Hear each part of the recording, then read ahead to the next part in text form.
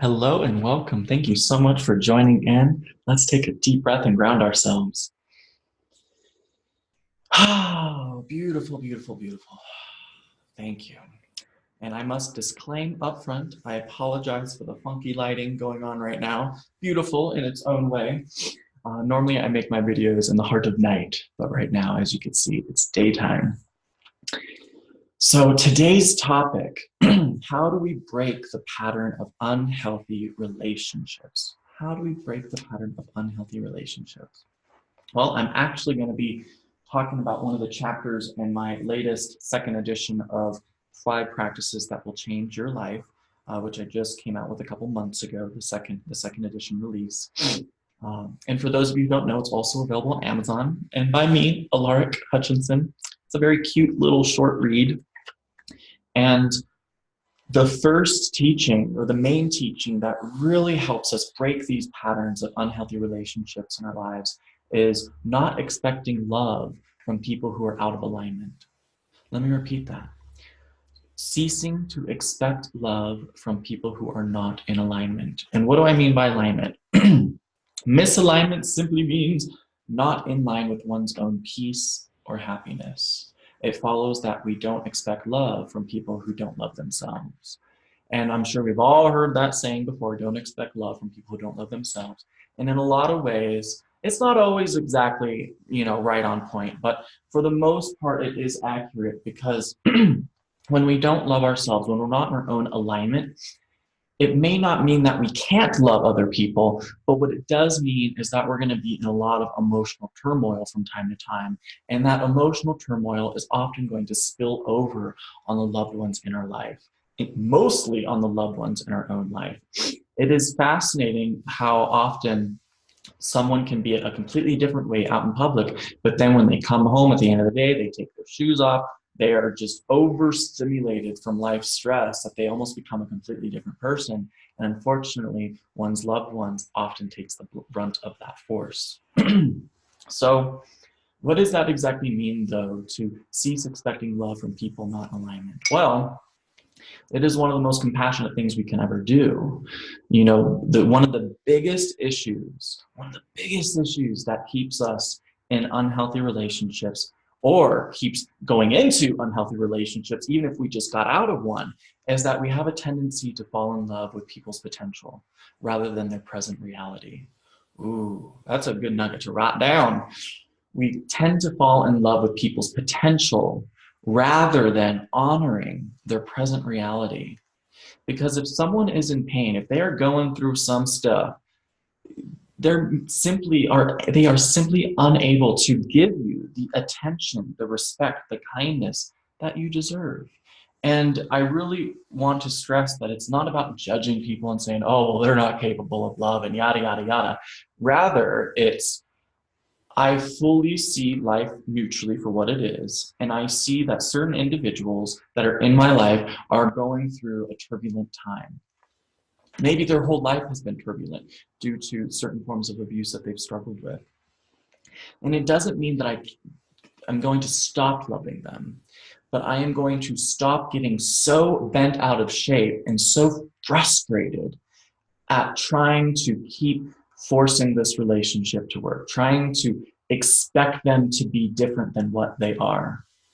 And it's that expectation of saying, well, we're married, you're my husband or you're my wife, and you should be treating me X, Y, and Z. Well, just because you're married and you're someone's wife or husband, it doesn't mean it's going to work out that way. And sometimes you may not know that until you actually get married. And there is no shame or blame involved if you realize later on that, wow, we kind of jumped into this and we're two very different people. And what would happen if we just dropped all expectation on how we think this relationship or marriage should look? And if we just went back to the root of being kind and decent to one another? It's so funny. It's such an interesting psychology that when you drop all expectations, it actually allows kindness to flow so much more smoothly, because with said expectations often comes a lot of guilt, shame, resentment, anger. And then if you remove all of that and all your focus goes on just treating each other with decency, you're going to notice that a lot of relationships might start to transform. Decent honesty, gentle honesty, kind action. Now, that's not always the case. Sometimes the case is you are just in a shitty experience. You are just in a shitty pattern of dating or being with people that abuse you. It can even be friends, use and abuse. And when that's the case, we really have to tap in with ourselves and say, okay, there's a pattern here. Who is the common denominator? This guy.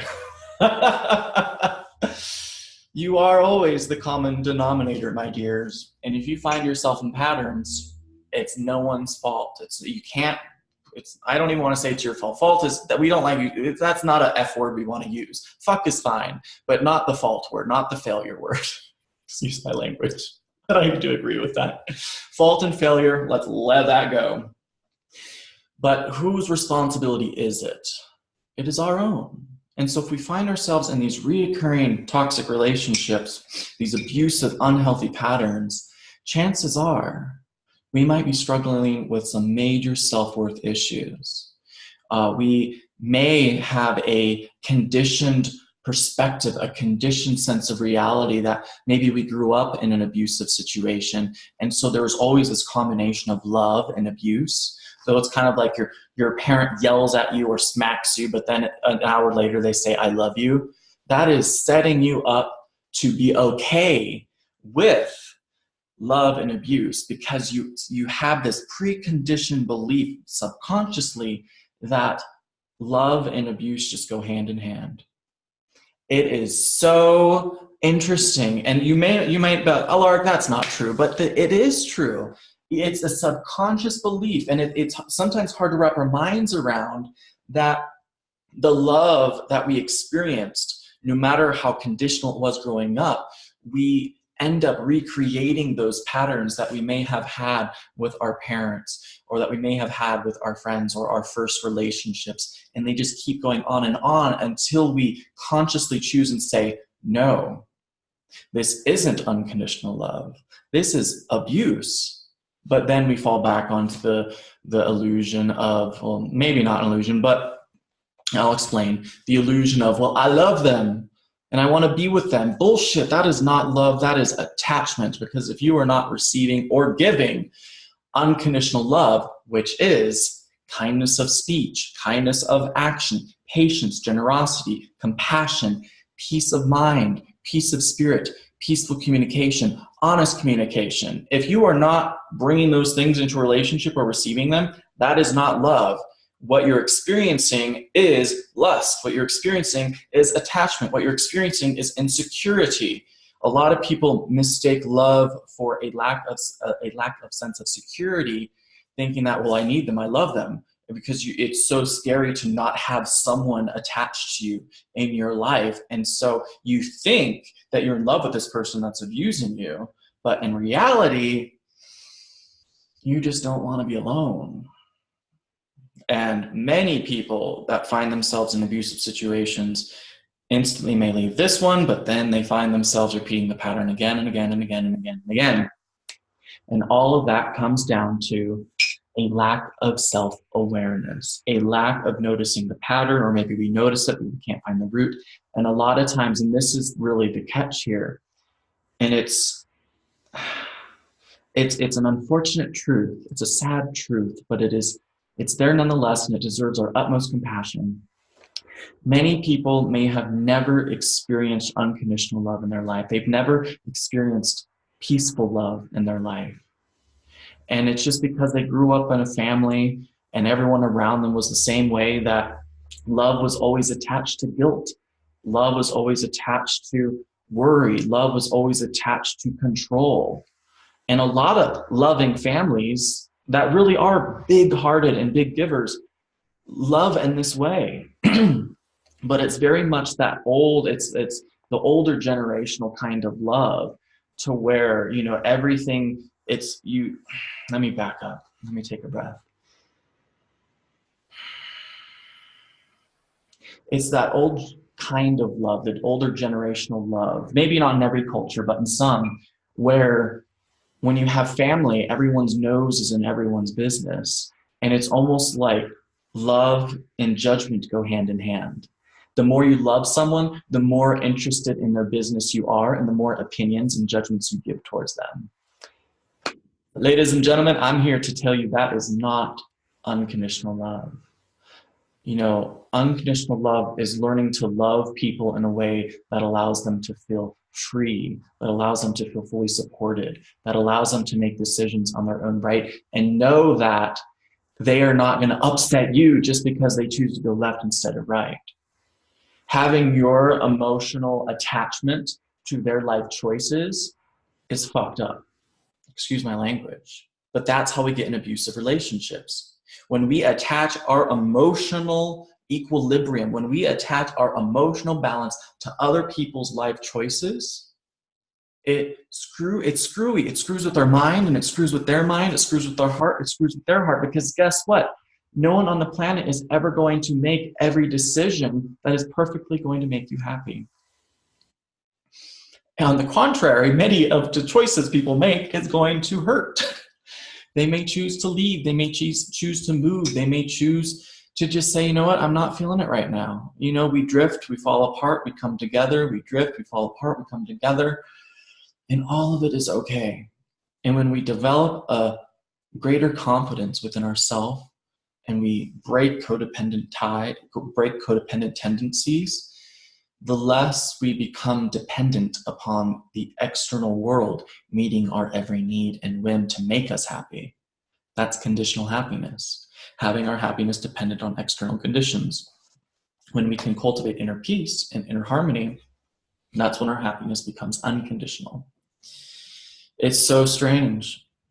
You know, it may be a foreign concept to some of you, but yeah, I've definitely achieved that state, and so has my husband Andrew, to where shitty things can happen.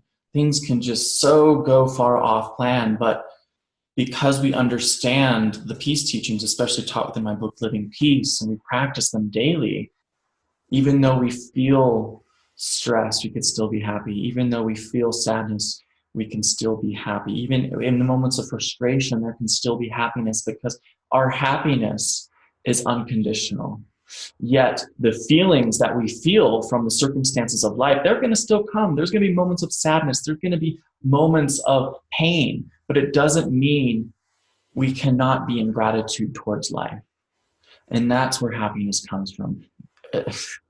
Cliche, but the attitude of gratitude. And when we can truly cultivate that, and we start looking at our relationships through a lens of peace, and we learn to give peace, here's a really great nugget to write down if you all like. Rather than give people love, give people peace. That is going to completely change the way in which you have relationships. Because you know, if you're not giving them peace, you're in ego, you're in duality, you're in attachment. But if you are able to give them peace, wow, that's truly a miracle. That's truly divine. And you're going to be more cognizant of when you come into a relationship with someone. You may even want to start that. You're on your first date and you say, you know what? I think love is awesome and I want it very much, but I believe that it's important to give each other peace first. Peace of word, peace of mind, peace of action, peace of choice. And that is when unconditional love can be born. In my book, Living Peace, my favorite quote is, unconditional love is the outer expression of inner peace, or unconditional love is the outward expression of inner peace. When we have inner peace first, our emotions are always in check. And even when things go left or right, we may feel a brief sadness or frustration, but we're still able to have that self-mastery, that self-awareness, self-control, so we're not spilling over on other people. And then we can truly love unconditionally, because we're not going to let other people's behaviors change the way in which we treat them with kindness and respect. Versus a lot of us, we may love someone, but in the second something goes wrong or they do something we don't like, guess what? You might become very monstrous towards them, You know, you might become very emotionally or verbally abusive, maybe even physically abusive, because they're not meeting your expectation. So let's go back to the start now, because I kind of went on a few different directions here. So in one hand, we can't expect love from people who are not in their own alignment. And on the other hand, we have to be very mindful of our own expectations and how our expectations towards others can actually turn us into the one that is being the unhealthy abuser in a situation. Isn't that curious? Because when we are so full of expectations, especially towards people who are unable to give us what we want, we feed into that unhealthy relationship tenfold. And we become an active participant in its sustaining life force because we're constantly battling and trying to make it work, when chances are that relationship was maybe not meant to work for that long or never meant to work at all. But we try so hard because we're attached to this idea or this person, when in reality, if we just let it go and we focus on our peace rather than trying to chase after love, you're going to naturally attract new people into your life that match that frequency. And my relationship with Andrew is the perfect example. About a month before we both met each other, we set out, we individually, we later found this out, but we individually said to the universe that we're ready for marriage and we'd like to meet our partner, our life partner. A month later, we met, and the rest is history. And not once have we ever fought or had an argument. And any times that there is a subtle disagreement, a slight disagreement, there's never any big ones because we're very open with each other. We truly practice active listening. And if we notice our ego is getting triggered, we just kind of put it to the side. Or we even say, like, for example, there's been moments in my life where I feel angry. And I just say out loud, there might be tears running down my face, and I'm just like, I feel so much anger right now. And it may not even be towards anyone. It could just be an overwhelming sense of stress. I feel so much anger in this moment right now, but I know that it's temporary. Yet at the same time, I'm still full of gratitude and I could be happy. But in this moment, I also feel anger. So I just want to say that out loud and then let it pass, because the moment you acknowledge it, you're able to start diminishing its control over you. And it's important to acknowledge it in a sense that we're not claiming it as ourself. We're not saying, I am anger, I am angry. We just say, I am feeling some anger right now. I'm feeling it, and it's temporary. That right there, such a powerful, powerful lesson in communication. But we don't do that, do we? When we feel anger, we feel grief, or we feel whatever we feel, if it's quote negative, generally we instantly try and find a blaming source for it.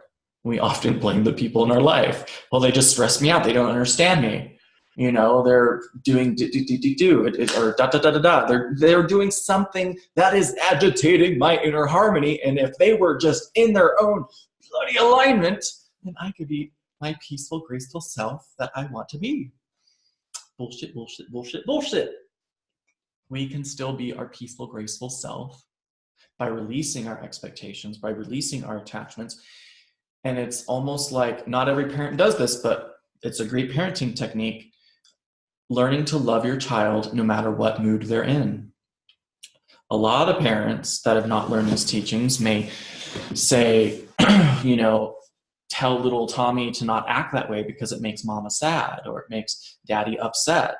And what you're doing is you're creating a codependency, and that is so dangerous. Your child is not responsible for your happiness or your alignment.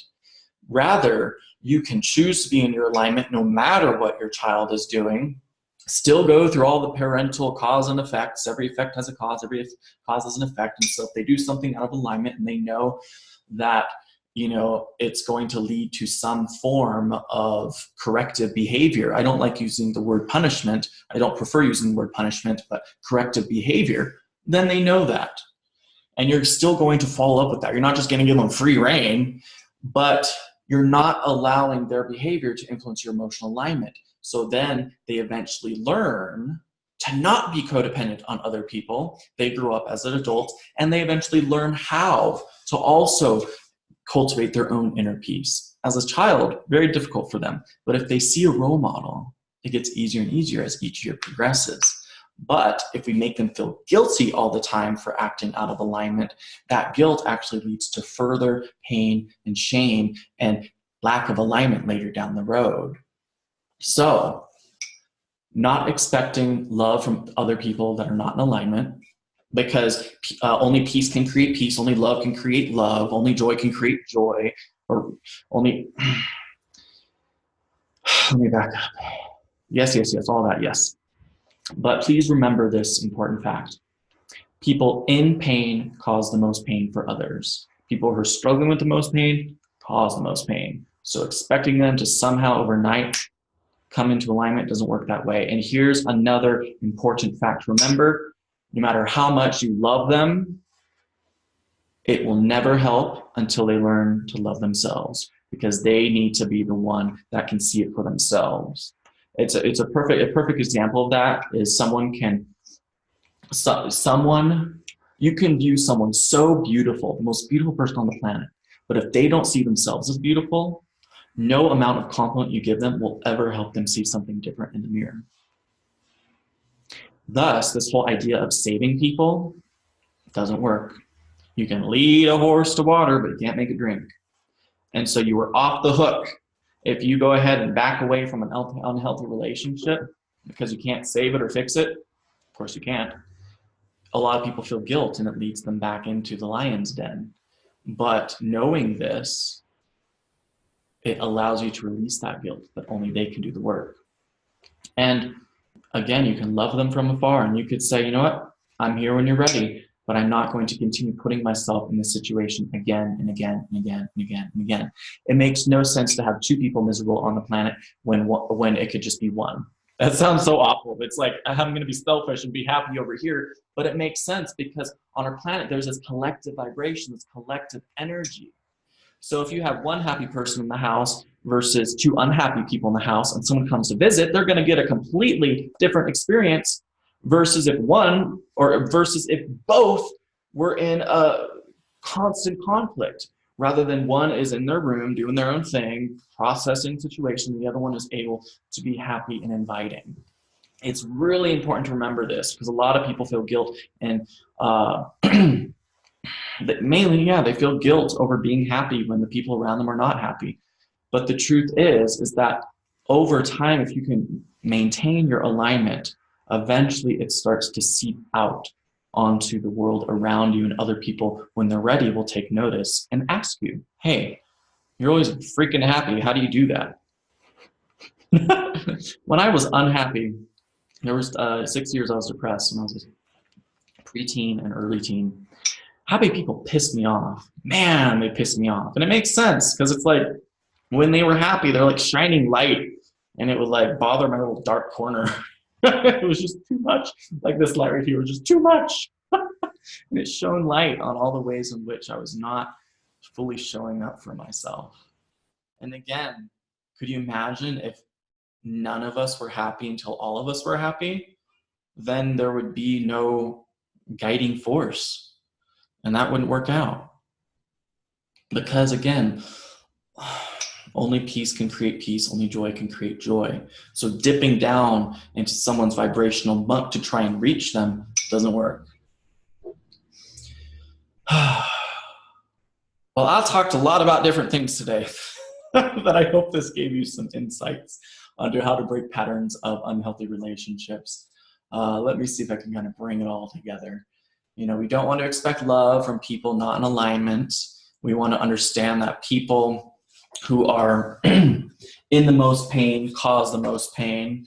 Let me see if I have other bolded points. Rather than give your love, which is often with resented obligations, give your peace. Unconditional love then becomes the byproduct of inner peace. And then, I like this one too. Everyone is doing the best they can with what they know. You know, we're always doing the best we can with what we know, and we're all here to learn and grow. And so, you know, it may take some people years before they get some of this material, and that's okay. We can hold space, but it doesn't mean that we have to dip into their vibration, dip into their emotional muck. We can hold that space for them, just as we would hold a space for a child going through a temper tantrum. You know, all of us are still children. We're all still learning to walk. You know, when a child's learning to walk, we don't yell at them when they fall down. It takes them a long time to eventually learn how. We're not shaming them. You know, we take care of them. We uplift them. We are a positive source of inspiration. And that is the utmost path that we can walk, not only for ourselves, but other people. And just because you love someone, they don't have to always be next to you. You don't have to be in a relationship with them to still give them that support. So let's breathe that in. This was some good stuff. Thank you for joining in. And if you like this video, give it a thumbs up, hit that subscribe button, and definitely please share, because the more people that understand and can learn this kind of way of communication and having relationships and self-awareness, it just helps this world become more of a peaceful place. And wouldn't that be awesome? That is the goal. So I hope you all have a fantastic evening, morning, or day whenever you see this video. And thank you again. Blessed be.